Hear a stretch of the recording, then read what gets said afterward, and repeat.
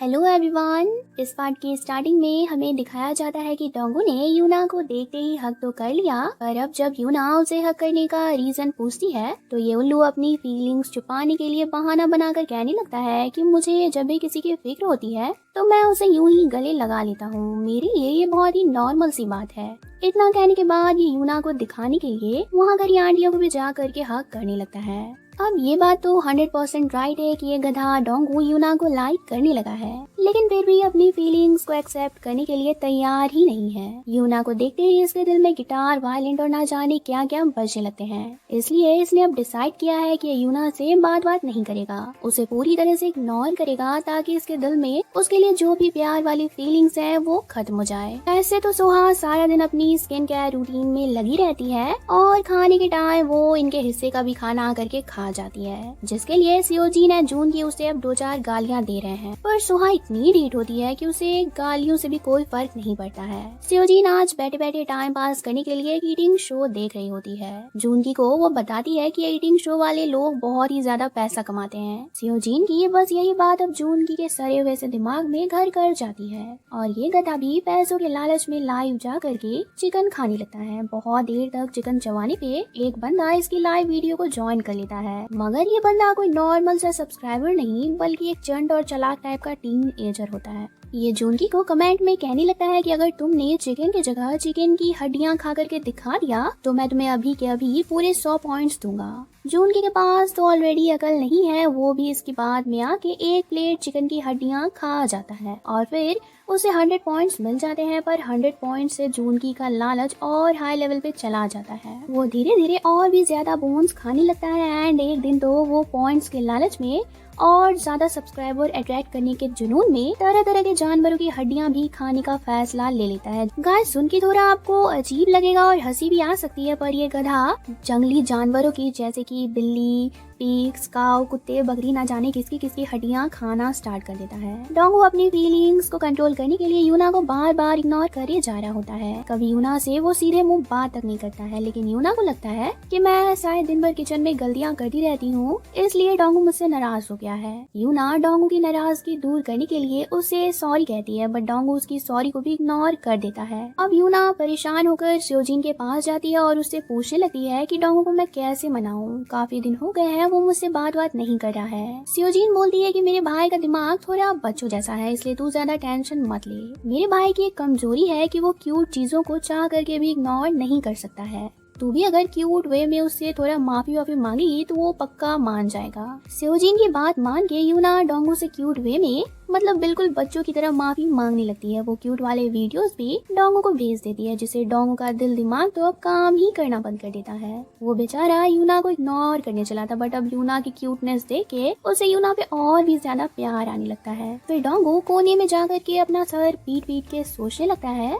कि यार यूना इतनी क्यूट है, अब मैं उसे कैसे इग्नोर करूँ। लेकिन ये कोना सुहा के रूम के बगल में होता है, जिससे सुहा को लगता है कि डोंगू मेरे रूम के बाहर मुझे तारने को आया हो। शायद उसके दिल में मेरे लिए अभी भी फीलिंग्स है, इसलिए वो मुझे देखना चाहता है। डोंगू एंड जूनकी की पागलपंती तो कभी खत्म ही नहीं होती है, लेकिन आज बेचारे डूशी की जिंदगी ने तो उसकी इज्जत का कचरा कर दिया है। दरअसल डूशी का बिना वक्त बर्बाद किए गुमी को प्रपोज करना चाहता है। उसने जूनकी से प्रपोज करने का बेस्ट तरीका पूछा था तो इस गधे ने बताया कि प्रपोज करने में क्या है, फुल एग्रेशन के साथ गुमी के पास जाना और उसका हाथ पकड़ के यूं वॉल पे उसे चिपका के कहने लगना कि मैं तुम्हारे बिना जी ही नहीं सकता हूँ, मैं सोते जागते सारा दिन सिर्फ तुम्हारा ही सपना देखता हूँ। जूनकी यही अटपटी बातों को सुनकर डूशिक भी फुल एग्रेशन में जाता है और वो गुमी का हाथ पकड़ लेता है, पर गुमी तो डूशी की बात सुनना तो दूर की बात है, उल्टा उसे मार्शल आर्ट का यूज करके पीट देती है। अब गुमी ने ऐसा जान के नहीं किया था, असल में उसका हाथ जब भी कोई अचानक से पकड़ता है तो उसकी बॉडी ऑटोमेटिकली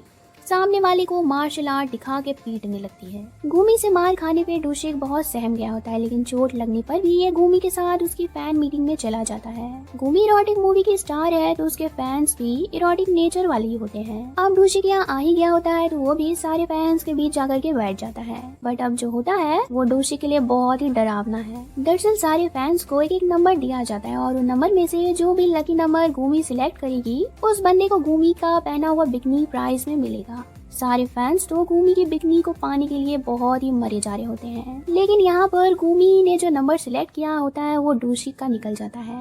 आज बेचारे डोशिक ने गुमी को प्रपोज करने का सोचा था, मगर प्रपोज करने के बजाय उसे तो गुमी की बिकनी मिल गई होती है। गाइस, हमने जूनगी को कुत्ते बिल्लियों की हड्डियां खाते हुए तो देख लिया था, बट खाने के बाद उसका हर्ष इतना बुरा होता है कि वो लाइव वीडियो के दौरान ही बेहोश हो जाता है। उसके पेट में इतनी दर्द होने लगती है कि उसे उठा के हॉस्पिटल ले जाना पड़ता है। मगर हॉस्पिटल से आने के बाद जूनगी देखता है कि उसकी लाइव वीडियो ऑन ही रह गई थी। और शॉकिंग बात तो ये होती है कि अचानक से उसके 24,000 सब्सक्राइबर्स बढ़ गए होते हैं। जूनगी पूरा खुश हो जाता है कि हड्डियां खाने से चलो कुछ तो अच्छा हुआ, लेकिन फिर मालूम चलता है कि सब्सक्राइबर इंक्रीज सिर्फ जूनगी की वजह से ही नहीं बल्कि घर के और नमूनों की वजह से भी हुए हैं। दरअसल स्योजीन को नहीं मालूम था कि लाइव वीडियो ऑन है और वो गधी यहीं आकर बैठ के शेविंग करने लगी थी। व्यूअर्स को स्योजीन की बियर्ड देख करके बहुत मजा आया। सब लोगों को उसकी ये बियर्ड लेजेंडरी लगी, क्योंकि एक गर्ल की बियर्ड होना मतलब नॉर्मल तो नहीं ही है। फिर डोंगो की हरकतें भी वीडियो में रिकॉर्ड हो गई थी। आज डोंगो ने यूना के लिए एक विंटर कोट खरीदा है और यूना को वो कोट कैसे देगा इसकी प्रैक्टिस भी वो इसी रूम में कर रहा था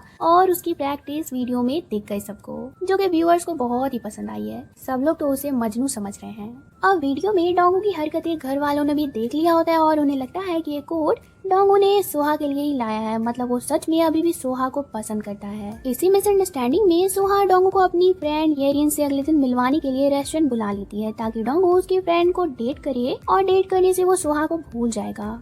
सोहा बड़े आराम से येरिन से डोंगो को मिलवा तो रही है, पर इस ढक्कन को मालूम ही नहीं है कि डोंगो के दिल में तो सिर्फ और सिर्फ यूना है और वो विंटर कोट भी वो यूना के लिए ही लाया था। सोहा बिना देर की वो डोंगो एंड येरिन की जोड़ी बनाने में तो लग गई है। वो येरिन को अगले दिन घर पे बुला लेती है एंड जानबूझ के डोंगो एंड येरिन को एक साथ टाइम स्पेंड करने को बोलती है। आज स्योजीन को सोहा के रूम में अपने फेवरेट ब्रांड के कपड़े दिख जाते हैं। स्योजीन उन्हें देखकर इतनी बौखला जाती है कि वो उन सारे कपड़ों को ही एक साथ पहन लेती है, जिसकी वजह से वो किसी भिखारी से कम नहीं दिख रही होती है। डोशिक एंड जूनगी तो उसके मुंह पे बोल भी देते हैं कि तू ऊपर से नीचे भिखारी की जैसे दिख रही है और भूल से भी इस गेटअप में तो घर से बाहर मत निकल जाना। लेकिन स्योजीन इनकी बातों पे जरा भी ध्यान वह नहीं देती है। उसे लगता है कि डोशिक एंड जूनगी खुद ठहरे गवार, ये क्या मुझे सिखाएंगे फैशन।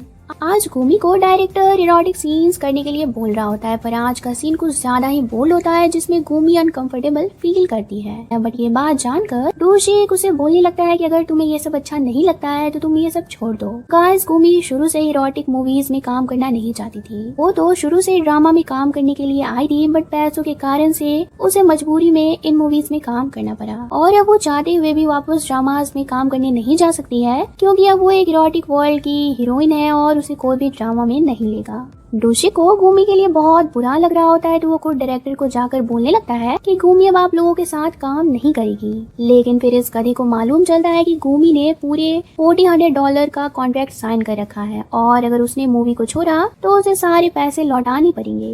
डोशिक भी फ्लो में बोल देता है कि गुमी के लिए पैसे मैं चुकाऊंगा, इसलिए आप लोग उसे परेशान मत करिए। ये बात तो डोशिक ने बड़ी आसानी से कह दिया था, बट पैसों का इंतजाम करने में उसके पसीने छूट जाते हैं, मतलब उसे लेने के देने पड़ जाते हैं। दरअसल आज पैसों का इंतजाम करने के लिए जून के डोशिक को गैम्बलिंग में ले जाता है। दोनों फुल कॉन्फिडेंस में होते हैं कि आज तो हम बहुत सारे पैसे जीत के ही दम लेंगे, बट इसका ठीक उल्टा होता है। ये लोग एक बार नहीं बल्कि बार बार बुरी तरीके से हारते हैं। इनके पास घर जाने के लिए पैसे भी नहीं बचते हैं। स्योजीन का हुलिया देखकर सड़क पे सब लोग उसे भिखारी ही समझ रहे थे और ऊपर से ये आज खुशी के मारे जाकर के ड्रिंक भी कर लेती है और बस स्टॉप पे बेहोश हो जाती है। सारे पैसे हारने के बाद जून एंड डोशिक अपना मुंह लटका के आ ही रहे होते हैं कि उन्हें बस स्टॉप पे स्योजीन बेहोश दिख जाती है। वो स्योजीन का भी पैसा चुरा लेते हैं और वापस गैम्बलिंग के लिए भाग जाते हैं। इधर घर में डोंगो सोहा से छुप के फाइनली येरिन को बता देता है कि मैं तुम्हें पसंद नहीं कर पाऊंगा क्योंकि मेरे दिल में कोई और है। येरिन ये सब सुनने के बाद बस तुक्का लगा के बोलती है कि शायद तुम यूना को लाइक करते हो। उसने लगाया तो था तुक्का, बट